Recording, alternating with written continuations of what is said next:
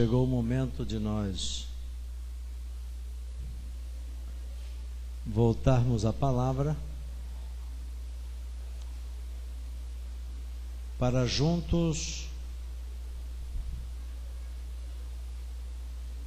termos a oportunidade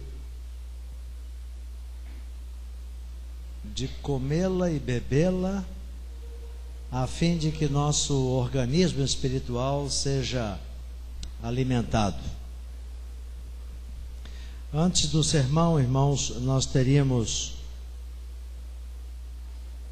que apresentar ao Senhor, vamos apresentar ao Senhor uma criança,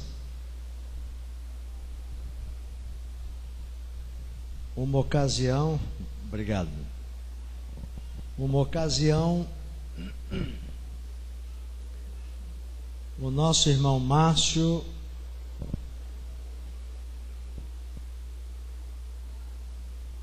fez um contrato de amor com uma jovem de nome Cristiane, e desse contrato de amor nasceu uma cláusula. Essa cláusula tem um nome: Arthur Faria Chantre. Ontem à noite eu estive na residência do casal, estivemos agradecendo a Deus o casamento deles. Houve uma pequena comemoração em família, e ali nós estivemos. E hoje pela manhã nós vamos ter a oportunidade de apresentar um menino. Ele já é um menino grande, mas ele será dedicado hoje ao Senhor. Uma das raras vezes em que eu faço dedicação de crianças maiores. E quando eu estava ontem visitando a família da Cristiane, do Márcio Chantre e do Arthur, ele estava vestido de bombeirinho, com um chapeuzinho de bombeiro, e eu perguntei: onde é que você vai apagar o fogo? E ele estava me dizendo que ele tem algumas dificuldades com uma árvore que tem lá no condomínio. Ele cismou lá com uma árvore que tem lá. Ele disse assim: olha, eu tenho problemas com aquela árvore ali. Eu disse assim: então vamos lá com o vovô. O vovô vai te levar lá perto da árvore, vamos ver que negócio é esse. Bombeiro não pode ter medo de nada, rapaz. E o Arthur foi lá comigo, se tornou um grande amigo meu. Um amiguinho, mais um amiguinho que eu tenho, né, Arthur? Ele hoje está sem o capacete de bombeiro. Hoje você está descansando, né, Arthur? Não está de plantão. Ele não está de plantão hoje. Mas aqui a palavra de Deus, irmãos, ela diz em Lucas capítulo 18, a partir do verso 15. Eu quero ler apenas para depois trazer o Márcio com o Arthur aqui à frente. Traziam-lhe também as crianças para que as tocasse. E os discípulos, vendo, os repreendiam. Jesus, porém, chamando-as para junto de si, ordenou: deixai vir a mim os pequeninos e não os embaraceis, porque dos tais é o reino de Deus. Em verdade vos digo, quem não receber o reino de Deus como uma criança, de maneira alguma entrará nele.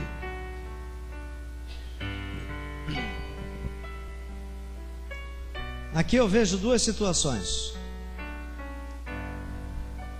Uma, o pensamento humano bastante distorcido da realidade. Num outro momento, o pensamento divino, colocando as prioridades certas para nós. As crianças, irmãos, elas nunca nos atrapalham.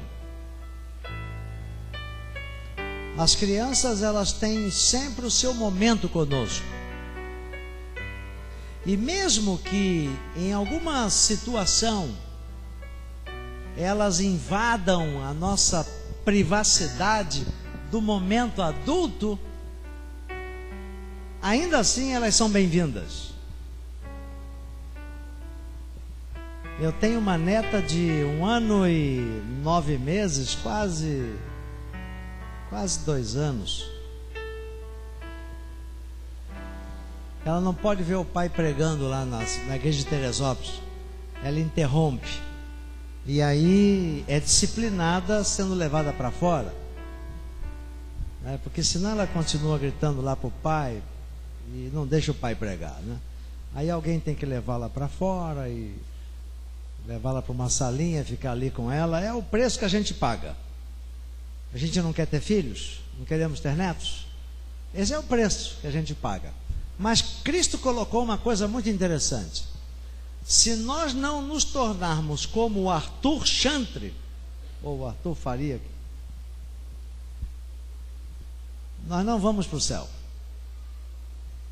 Jesus não está dizendo, irmãos, que nós temos que nos tornar crianças fisicamente, mesmo porque isso não é possível mais. O próprio Nicodemo não entendia isso. Como é que eu vou voltar para o ventre materno, nascer de novo? Não funciona isso. Jesus não está dizendo que nós precisamos nos tornar crianças fisicamente falando. Jesus está querendo dizer que nós precisamos ter um espírito de criança, não uma imaturidade da criança, mas o espírito da criança, a capacidade de transparência da criança, a espontaneidade da criança, a sinceridade da criança. E eu até digo, irmãos, os problemas que enfrentamos em nossa igreja, eu digo em nível mundial, em nossa comunidade, em nosso trabalho, em nossa faculdade, igreja, família, é porque às vezes temos dificuldades em nos tornarmos como crianças. E Jesus deixou claro, elas nos dão um grande ensinamento. Nosso coração, em termos de responsabilidade, precisa ser um coração adulto, mas em termos de sentimento, precisa ser um coração infantil.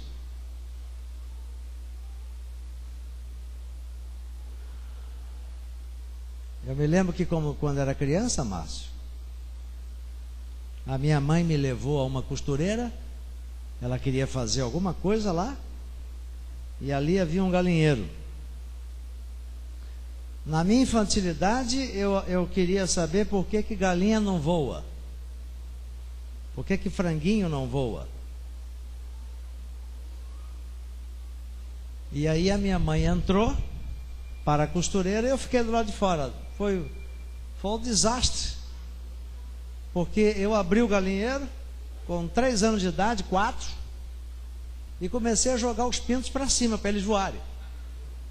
Na minha sinceridade, eu achava que eles deveriam voar. Eu queria vê-los voando. Só que eu botei os pintinhos, os franguinhos, todos para fora do galinheiro. Alguns começaram a sair até para a linha do trem.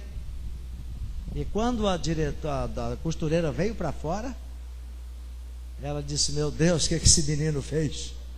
E eu, com medo dela, corri para a linha do trem. Então veja, criança é assim mesmo, né? Criança é assim mesmo. Por isso que ontem eu vou chamar o bombeirinho aqui. Olha lá. Eu estou falando, ele não está nem aí. Ele está de costa para mim, olhando para lá, mas isso aqui é criança. Se ele estivesse prestando muita atenção, já não seria criança, né? Vamos lá, o Arthur. Olha só. Ele só vem com ele, o pai. Ele não quer vir sozinho. É assim mesmo.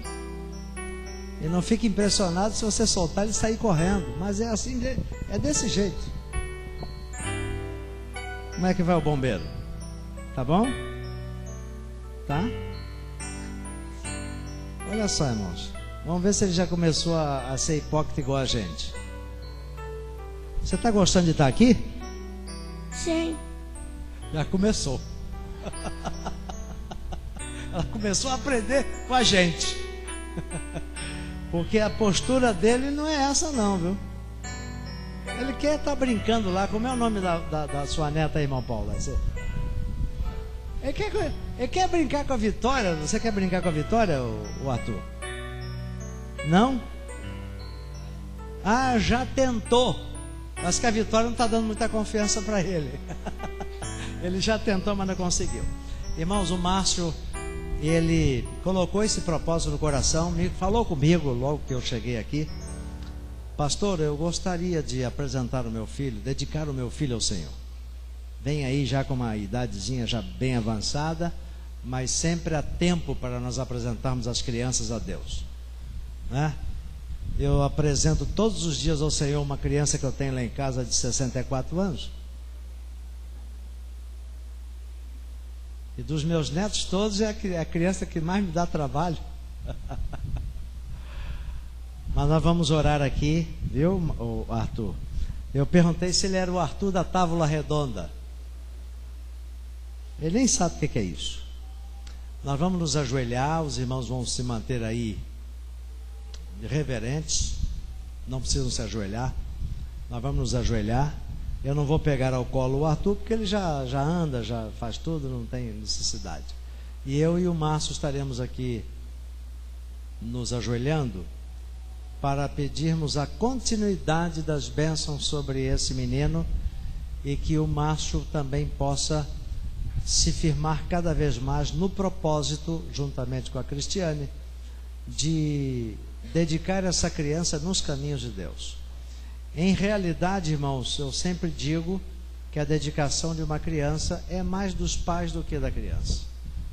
Ela está nas mãos dos pais, ela vai fazer até um determinado momento, até que ela atinja uma maioridade mental, ela vai fazer exatamente aquilo que os pais recomendarem. Então o compromisso aqui não é nem com o Arthur, é com o Márcio, que ele possa fazer de tudo e de todos os meios para que Arthur seja criado nos princípios de Deus. Márcio, você está comprometido com esse projeto, né? A igreja aqui presente de Madureira estaria disposta a ajudar o Márcio, a Cristiane, para que isso seja uma realidade? Que bom.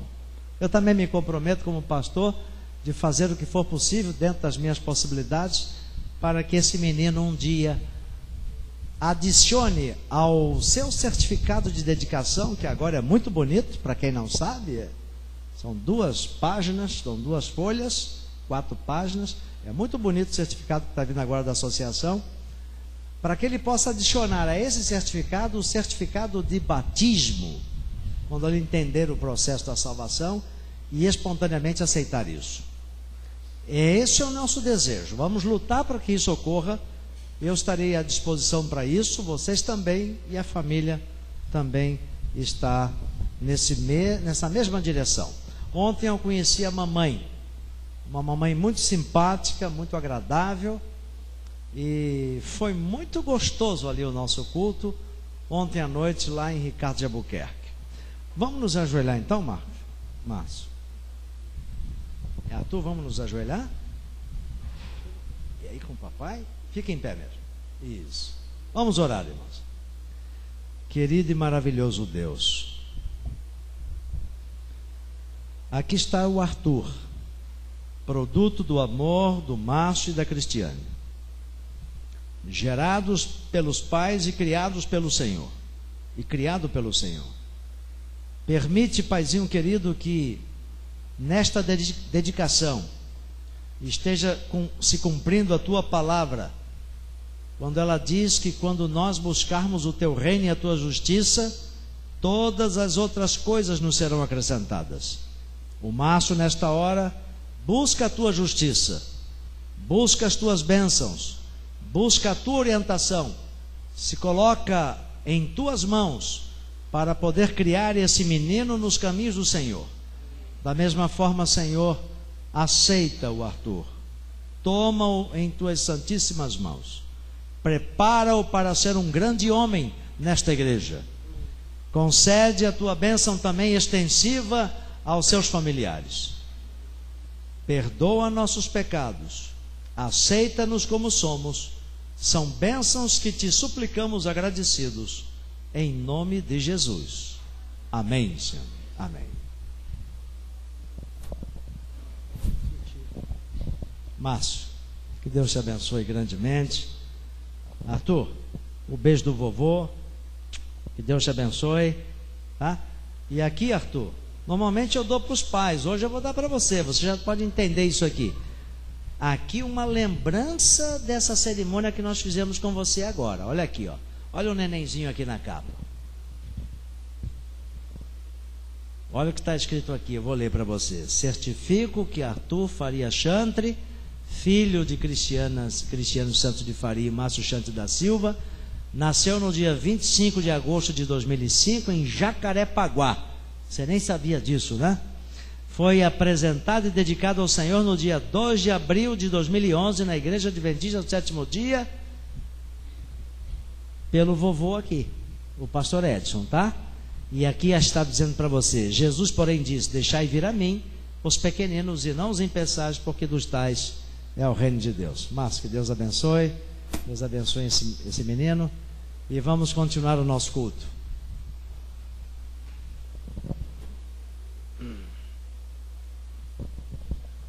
Nós estivemos usando aqui o Novo Testamento para fazer esta dedicação. Márcio, se você quiser depois o envelope, ficou aqui, tá? Pois é só procurar comigo. Vamos para o Velho Testamento, irmãos. O Velho Testamento tem muita coisa para nos ensinar.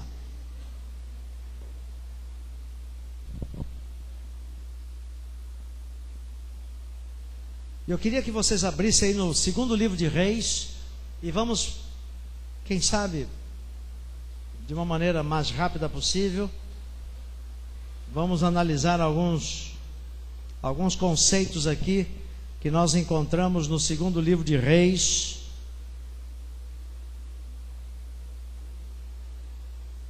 No capítulo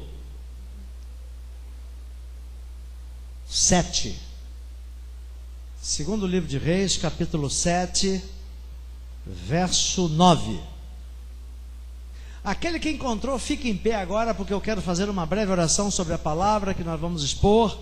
E vamos ler o verso 9 do capítulo 7 do segundo livro de Reis.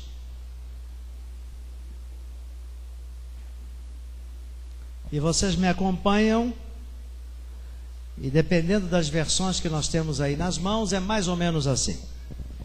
Então disseram uns para os outros: não fazemos bem.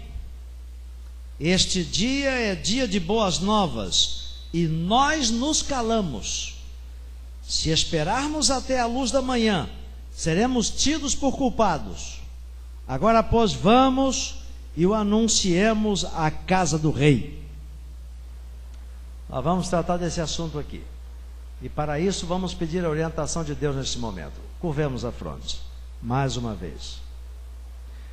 Ó eterno Pai, qualifica-nos neste momento, ungindo nossos ouvidos e os meus lábios, para que a nossa humanidade não atrapalhe a recepção desta mensagem e não venha também dificultar a transferência de conceitos verdadeiros que encontramos na Tua palavra para os irmãos aqui presentes.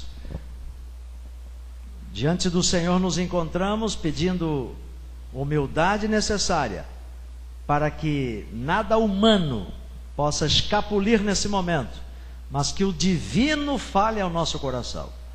São bênçãos que te suplicamos agradecidos em nome de Jesus. Amém, Senhor. Amém.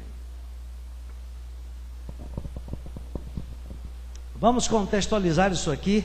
O que está acontecendo? Nesse momento, o que está acontecendo aqui é que Ben-Hadad, rei da Síria, Ben-Hadad II, porque houve lá um outro Ben-Hadad anteriormente, mas esse aqui é o Ben-Hadad II. O rei da Síria havia feito um cerco em Samaria, toda a região ali de Samaria. O povo de Israel estava numa situação muito difícil. E Jorão, que era o rei de Israel nessa época, estava enfrentando uma crise como nenhuma outra. os sírios apertavam e cercavam os israelitas, e por causa desse cerco, desse bloqueio que houve, não entravam alimentos na cidade. A fome começou a se alastrar, se intensificar, e a coisa ficou tão difícil,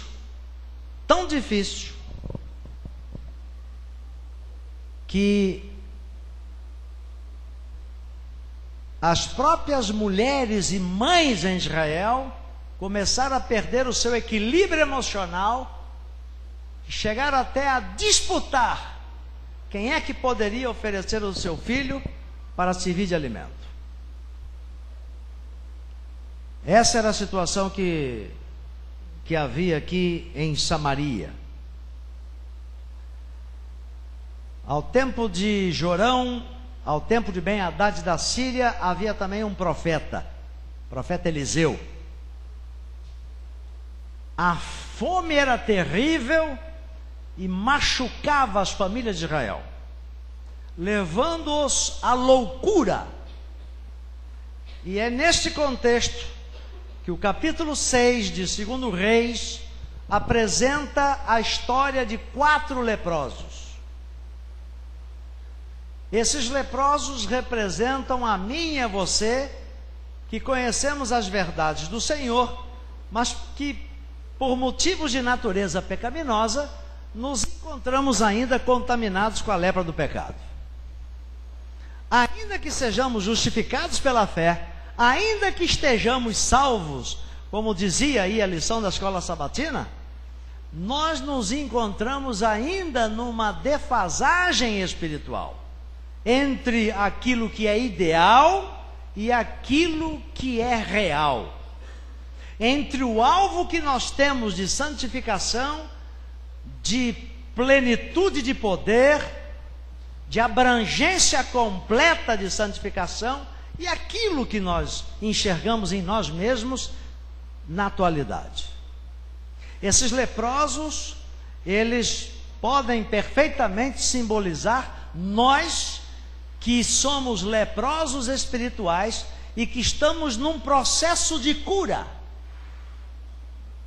É bem verdade que no momento em que Cristo nos recebeu e fez uma transformação em nosso coração, nossa lepra espiritual deixou de ser mortal.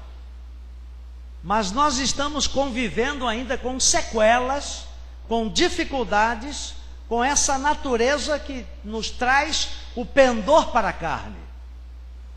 Paulo chegou a sentir essa situação no seu corpo, na sua mente, no seu organismo, quando ele disse: miserável homem que eu sou, porque com a mente, com a cabeça, que é a capital do corpo, eu desejo uma lei amorosa, a lei de Deus, mas vejo nos meus membros alguma outra coisa diferente, que contrasta com esse meu desejo intenso de fazer a vontade de Deus. Essa não é a sua luta, essa não é a minha luta.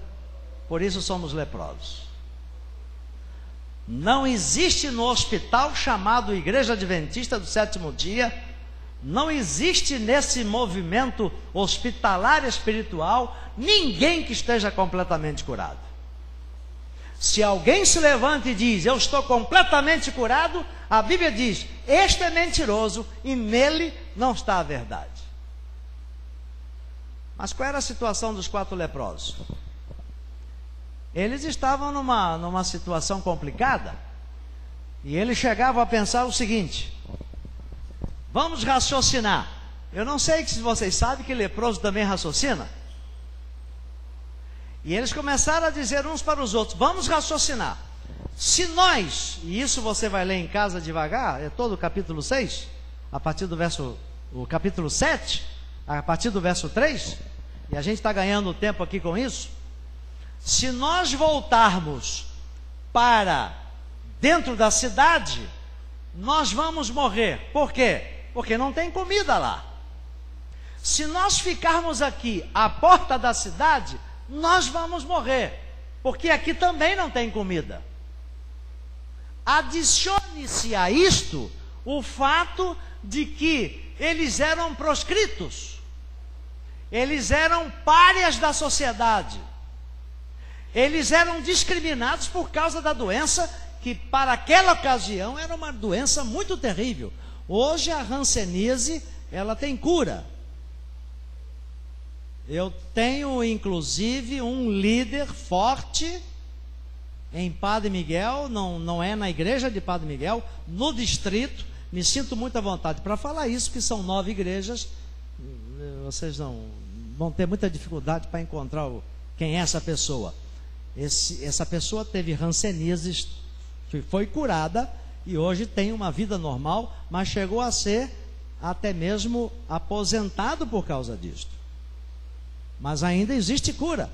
Naquele momento não havia cura, e para piorar a situação do leproso, ele era discriminado porque os judeus entendiam que lepra era uma doença mortal mandada por Deus para pessoas que são ultra pecadoras. Mas eles estavam ali pensando, a porta de Samaria, se a gente vai para dentro lá, nós morremos. Se nós ficamos aqui, nós morremos. E eles tomaram uma decisão sábia. Existe ainda uma chance para nós. Nós vamos para cima dos sírios. Porque há uma chance. Se eles não nos matarem, a gente vive. E se eles nos matarem, que diferença faz morrer lá nas mãos de Ben-Hadad ou morrer aqui de fome, juntamente com o rei Jorão? Você já se encontrou numa certa situação em que você está no fundo do poço e que a única direção que existe é para cima? Aliás, você e eu, quando estamos no fundo do poço, há uma vantagem nisso. No fundo do poço, você só tem uma escolha: olhar para cima. Às vezes você, quando tem várias alternativas, vários caminhos que você possa seguir, isso talvez até te atrapalhe no momento de decisão. Mas para quem está no fundo do poço, não tem mais para onde descer.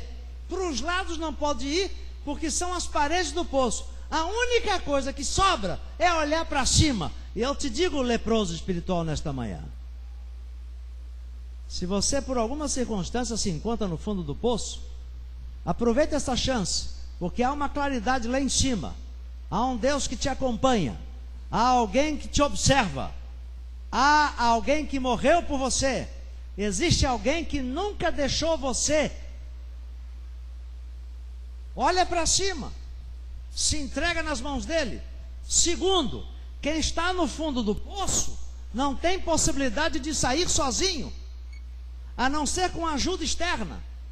E às vezes Deus deixa que eu e você nos encontramos no fundo do poço, sem possibilidade de ajuda humana, quando você sabe então que a dependência sua é única e exclusivamente de Deus. Aí está um prato cheio para o Senhor. Nesse momento em que você se encontra nessa posição, é um momento que Deus gosta de entrar e resolver o seu caso, porque você não vai dar crédito, quando o caso for resolvido, a fulano que te ajudou, ao pastor que te socorreu, porque não havia ninguém, nem pastor, nem irmão, nem dinheiro, nem poupança, nem projeto, nem poder humano algum, mas o Senhor te socorreu. Não fique chateado, não fique preocupado se você está numa situação desesperadora. É nesse momento que Deus se agrada, porque o crédito será dado única e exclusivamente para Ele. Os leprosos não tinham solução. Para a retaguarda, morte. Continuar no ponto onde eles estavam, morte. Havia agora uma chance: 50% de morte e 50% de sobrevivência. E essa chance se encontrava nos inimigos. Eu não sei se você sabe que algumas vezes também Deus tem um exercício maravilhoso. Ele permite que nós sejamos salvos, Ele permite que nós sejamos socorridos por pessoas as quais jamais pensaríamos que fossem nos socorrer. Algumas até sem nenhum compromisso religioso, que não trazem em suas testas nenhum nome de congregação. Atente para isso. O Senhor às vezes tem usado ímpios gentios, incrédulos num certo sentido, para trazerem livramento a nós, para que nós possamos entender que para o Senhor não há acepção de pessoas. Quando Elias foi alimentado lá em Querite, ele não foi alimentado por nenhum judeu, por nenhum pastor, por nenhum líder. Ele foi alimentado por urubu. E às vezes algumas pessoas que nós achamos até que possam ser urubus, são essas que vêm ao nosso encontro e que esticam a mão e que trazem livramento para nós. E este é o plano de Deus, para que jamais possamos esperar coisa diferente. O que pode esperar um leproso?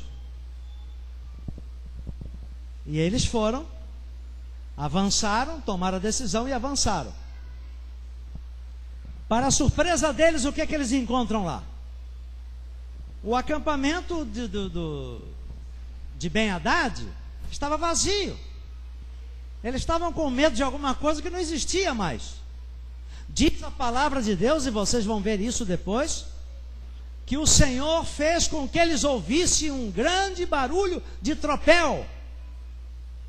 O Senhor fez a intervenção e fez com que os habitantes lá, os cidadãos da Síria, que estavam ali naquele cerco a Samaria, ouvissem uma coisa que também não existia. E eles fugiram, deixando tudo para trás, e deixaram ali víveres, deixaram muito alimento. E quando os leprosos chegaram lá, e encontraram aqueles alimentos, eles ficaram estupefatos. Mas como é que pode? E nós estávamos com medo de partir para cima, arriscar nossas vidas, mas eles não estão mais aqui. E o que é que vocês acham que leprosos com fome fizeram?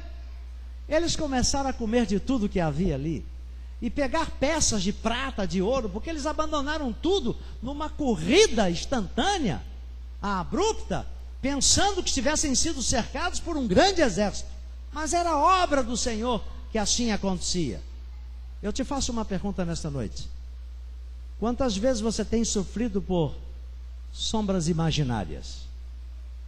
Quantas vezes você tem colocado o rio, a ponte antes de chegar ao rio? Vocês sabem que as pessoas pensantes chegaram a uma conclusão, e alguns que tratam de motivação pessoal, eles dizem, sabe o que? E a irmã White concorda com isso? A maioria dos problemas dos quais nós temos medo, eles nunca existiram. Se nós cumpríssemos o que diz a palavra através da boca maravilhosa de Jesus, já basta o mal do seu próprio dia, não vos preocupeis com o dia de amanhã, nós estaríamos sofrendo muito menos. A condicional se tem sido uma constante em nossa vida. Se amanhã não tiver a condução, se o banco estiver fechado, se minha mulher me deixar, para alguns seria uma bênção isso. Se o meu marido resolver conseguir outra, se o meu filho deixar a igreja, se o meu salário um dia faltar, se o Brasil entrar num colapso econômico e não houver mais aposentadoria para ninguém, este se tem sido um instrumento de medo para nós, para muitos cristãos, mas Deus deixa claro, irmãos: entrega a tua vida nas mãos do Senhor, e o mais Ele fará. Os leprosos estavam dizendo, mas e se tiver gente lá? Mas não havia mais ninguém. Então às vezes nós sofremos por antecipação. Vamos então ter o cuidado, irmãos, para enfrentar um leão cada dia. Não inventa mais leão do que já existe. A vida já é muito complicada. E outra coisa, o leão que você enfrentou ontem, deixa ele para trás, porque águas passadas não movem moinhos. A experiência que você teve ontem não servirá a você para hoje. E a experiência que você terá no futuro, deixa que ela aconteça, que ela apareça, para ver o que vai acontecer, para você tomar uma decisão. Os leprosos chegaram lá e descobriram que todo o temor era infundado. porque eles já tinham batido em retirada. E agora vai o melhor da questão. Hoje é um sermão missionário. O que tem a ver leproso com sermão missionário, né? Hoje é um dia de serviço missionário. O primeiro sábado do mês é dedicado ao ministério pessoal. É um dia dedicado para motivar a igreja a fazer o trabalho do Senhor. E agora eu fecho o sermão com isso. Vamos lá para o verso 9.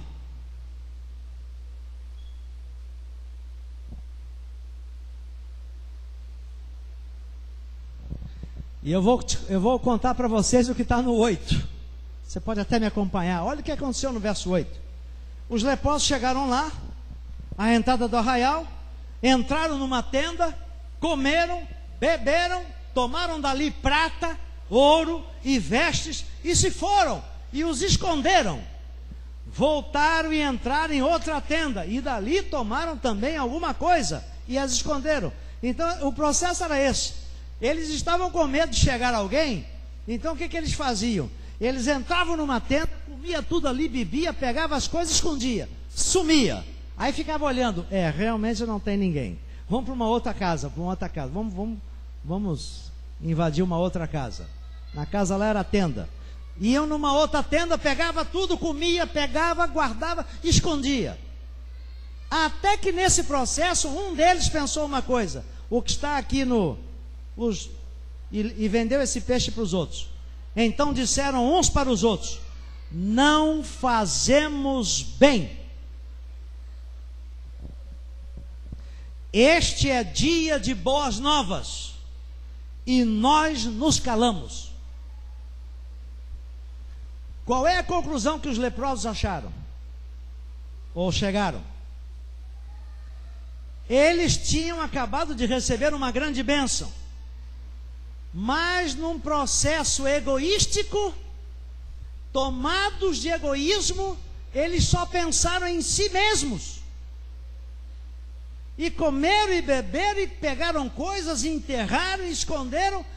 E num determinado momento, eles pensaram entre si: há problemas espirituais conosco. Hoje é dia de boas novas e nós pecamos. Por quê? Porque é um dia de boas novas e nós nos calamos. E tomaram agora uma decisão: nós vamos voltar, vamos conversar com o rei, vamos anunciar ao rei que Deus já abençoou Israel e fez com que eles fugissem. Meu amigo, minha amiga, meu irmão e minha irmã, aqui está a essência do Evangelho. Por que é que Deus nos chama para pregar o Evangelho? Por que é que Deus nos chama e nos comissiona para falarmos de Cristo para as outras pessoas? Simplesmente porque Ele não quer que estejamos naquele primeiro estágio dos 4 leprosos lá em Israel. Foram abençoados, receberam as bênçãos, descobriram a verdade de que eles tinham sido libertados, mas o seu povo ficava lá em Samaria, morrendo de fome, passando mal, sem saber dessa notícia. Eu convido você, nesta manhã de sábado, a pensar seriamente nisso. Você foi salvo. Você está comendo e bebendo dentro da igreja de Madureira todos os sábados. Você tem recebido vestes maravilhosas da justiça de Cristo. Você está vestidinho espiritualmente, muito bem vestidinho, que são vestes do Senhor, vestes reais que Ele colocou em você. Você tenha sido alimentado todos os sábados espiritualmente. Mas eu pergunto, é para nos calarmos? Ou seria que isso aconteceu conosco para que nós anunciássemos aos perdidos, aos incrédulos, que Satanás já bateu em retirada, que o Senhor é nosso comandante, que há um plano de salvação, há uma vida eterna, há um projeto de vida espiritual para aqueles também que precisam ouvir a nossa mensagem? Praz aos céus que nós tenhamos esta consciência. fomos salvos, fomos curados da nossa lepra, mas precisamos tomar a posição que os 4 leprosos tomaram. Vamos contar para os nossos irmãos. Existem irmãos lá fora que estão na sarjeta.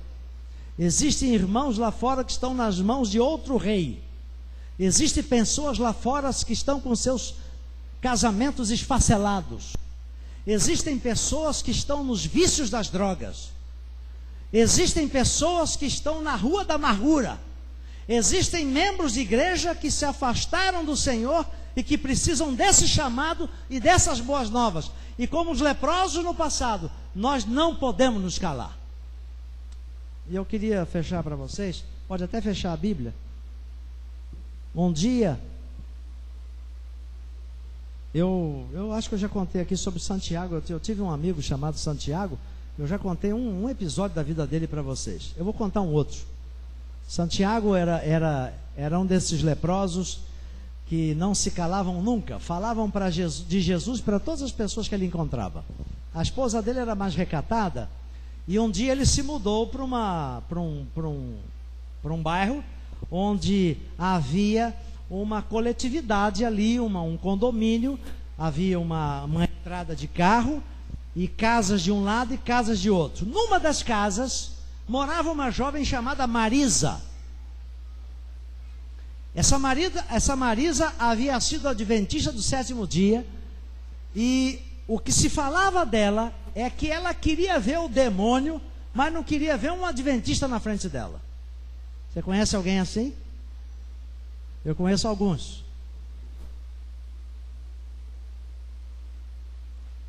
E quando eles se mudaram, a esposa de Santiago, um velho guerreiro, ela disse: Santiago, eu vou te pedir uma coisa. Não se meta com essa moça chamada Marisa, que mora lá nos fundos, numa das casas lá do canto. Ela é arredia, agressiva, e não se fala de religião com ela. Irmãos, essa moça deve ter sido mordida de cobra na igreja, ou mordido por alguma cobra da igreja. E alguém disse que, por exemplo, cachorro mordido de cobra tem medo até de barbante.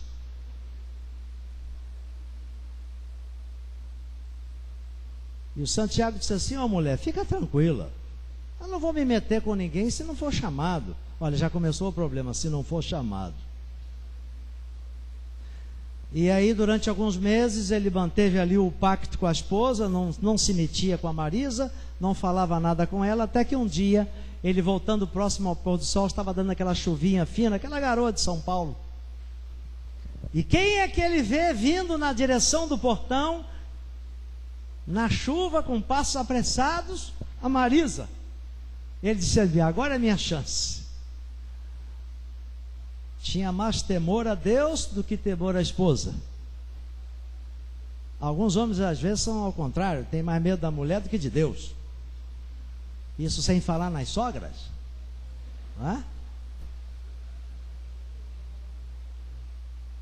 Chegou o meu momento. A Marisa veio, e ele estica o pescoço para fora e diz: minha jovem, você pode me fazer um favor? Você se lembra da história de Jesus no poço de Jacó? Moça, você pode me fazer um favor? Você não sabe, meu querido irmão, meu querido amigo, o poder que tem esse pedido de favor. Você, quando está pedindo um favor a alguém, você está se colocando numa situação inferior, entendendo que essa pessoa está numa situação que pode ajudar você. Às vezes isso não é nem verdade, mas a pessoa que está recebendo o seu pedido de ajuda entende dessa forma. Marisa, você me faz um favor, filha? Poderia abrir o portão para mim? Ela abriu o portão. Ele entrou, depois ele voltou lá, fechou o portão e chegou em casa e disse: esposa, prepara a minha janta, porque nós vamos fazer aqui o pôr do sol e logo em seguida eu quero jantar, eu vou tomar meu banho. E quando ele está falando isso com a esposa, e a esposa está no outro cômodo, que ele está na cozinha, falando com a esposa no outro cômodo, que ele olha para trás, quem é que está na porta da cozinha dele? Marisa. Posso falar com o senhor Santiago? Pode.